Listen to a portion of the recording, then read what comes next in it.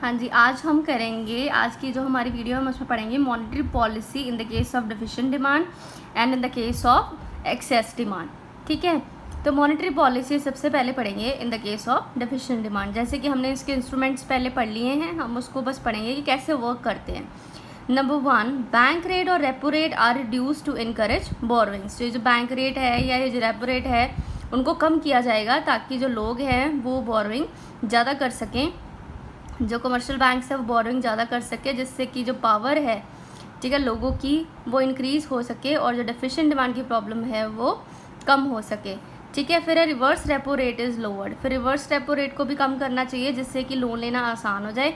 ठीक है, जो लोग हैं वो, जो commercial banks are not induced to park their surplus with RBI to generate interest income so that the commercial banks are not induced. Repo rate जो है कम होगा तो जो कमर्शियल बैंक है वो कम इन्वेस्ट करेंगे तो उनके पास लिक्विडिटी ज़्यादा बच जाएगी, जिससे जो है जो फंड्स जो हैं वो इन द इकॉनमी जाएंगे।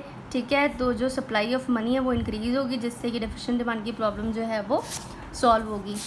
ठीक है, फिर नेक्स्ट है the central bank by security in open market so that additional purchasing power is injected into the economy. जो सेंट्रल बैंक है वो बाई करे सिक्योरिटीज से, जब वो सिक्योरिटी बाई करेगा तो उसके बदले में जो है मनी जो है लोगों के पास जाएगी। जब मनी लोगों के पास जाएगी तो उनकी परचेजिंग पावर बढ़ जाएगी जिससे डेफिशिएंट डिमांड की प्रॉब्लम सॉल्व हो जाएगी। Cash reserve ratio reduce to increase the flow of credit. तो कैश रिजर्व रेशो है उसको भी जो है कम कर देंगे ताकि रिजर्व जो है कम रखने पड़ेंगे तो उनके पास लिक्विडिटी के फॉर्म में ज़्यादा पैसे बचेंगे तो वो ज़्यादा जो है लोगों को दे सकते हैं, जिससे जो डेफिशिएंट डिमांड की प्रॉब्लम है वो ठीक हो जाती है। फिर statutory liquidity ratio is lower to facilitate greater lending. तो जो स्टैचुटरी लिक्विडिटी रेशो है उसको भी कम किया जाता है। जो लिक्विडिटी मेंटेन अपने पास करके रखनी पड़ती है कमर्शियल बैंक, वो भी रेशो कम कर देंगे जिससे कि उनके पास जो है मनी ज़्यादा बच जाएगी। ठीक है, लोन वगैरह देने के लिए लिक्विड के फॉर्म में कम रखने पड़ेंगे जिससे कि लैंडिंग उनकी बढ़ जाएगी, जिससे लोगों के पास सप्लाई ऑफ मनी जो है बढ़ जाएगी और डिमांड जो है बढ़ जाएगी और डेफिशिएंट डिमांड की प्रॉब्लम जो है वो सॉल्व हो जाएगी। फिर requirement of the margin is required. मैंने आपको जैसे समझाया था, जब मार्जिन रिक्वायरमेंट ऑफ लोन है जितनी कम होगी उतनी उसकी डिमांड ज़्यादा होगी, जितना ज़्यादा डिफरेंस होगा उतनी कम डिमांड होगी।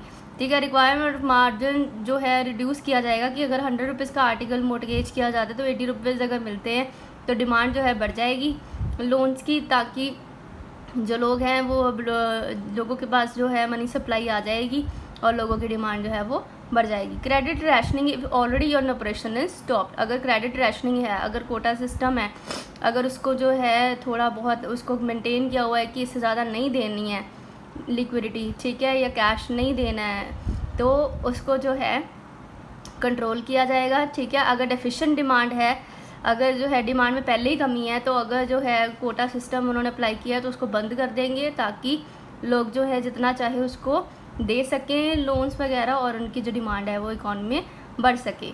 फिर commercial banks are advise to central bank to be the liberal in lending. तो कमर्शियल बैंक्स जो है उनको डायरेक्टली एडवाइस किया जाता है सेंट्रल बैंक की तरफ से कि वो लिबरल हो लैंडिंग से। ठीक है, all of the above measures are refer to as cheap money policy. इसको चीप मनी पॉलिसी बोलते हैं कि मनी की सप्लाई को बढ़ा दिया जाए ताकि डेफिशिएंट डिमांड की प्रॉब्लम जो है वो सॉल्व हो सके इकॉनमी में। तो monetary policy in the case of excess demand क्या है कि एक्सेस डिमांड के केस में जब डिमांड ज़्यादा है लोगों के पास, ठीक है, मतलब लोगों के पास मनी सप्लाई ऑलरेडी बहुत ज़्यादा है, लोगों के पास पैसे बहुत ज़्यादा हैं, तो लोग जो है डिमांड ज़्यादा करें तो उसको कम करने के लिए, मनी सप्लाई को कम करने के लिए, मतलब अब इसमें डियर मनी पॉलिसी अपनाएंगे कि मनी को जो है कॉस्टली कर देंगे ताकि इकॉनमी में जो डिमांड है मनी की, ठीक है, वो जो है जो मनी की सप्लाई है वो कम हो जाए, जिससे जो इन्फ्लेशनरी गैप है या एक्सेस डिमांड की प्रॉब्लम है वो सॉल्व हो जाए। तो ये जो है ये सारे पॉइंट्स जो हैं वो जो हमने डेफिशिएंट डिमांड के में किए हैं उसके ऑपोजिट है। अगर हमने उसमें बैंक रेट को कम किया था, अब इसमें बैंक रेट को बढ़ा देंगे। अगर हमने इसमें डेफिशिएंट डिमांड के केस में हमने रिवर्स रेपो रेट को कम किया है ताकि हमारी जो कमर्शियल बैंक है वो ऐसे जो है अपने ऑपरेशंस करें, लेकिन इसमें जो है उसमें रिवर्स रेपो रेट कम किया था, इसमें बढ़ा देंगे, ऑपोजिट हो जाएगा। The central bank start selling, उसमें बाई सिक्योरिटी करते थे ताकि लोगों की परचेजिंग पावर बढ़ जाए, इसमें सेल करते हैं ताकि जो है लोगों की परचेजिंग पावर कम हो जाए। CRR जो है रेज्ड, उसमें हमने कम किया था, इसमें हम रेज कर देंगे। SLR is raise to decrease the lending by banks, उसमें हमने कम की थी स्टैचुटरी लिक्विडिटी रेशो, इसमें हम बढ़ा रहे हैं। मतलब इतने ये सारे पॉइंट्स हैं, they are opposite of deficient demand. ठीक है, तो ये जो है आपने सारा करना है। ठीक है, एक्सेस डिमांड और डेफिशिएंट डिमांड के केस में मॉनेटरी पॉलिसी कैसे वर्क करती है।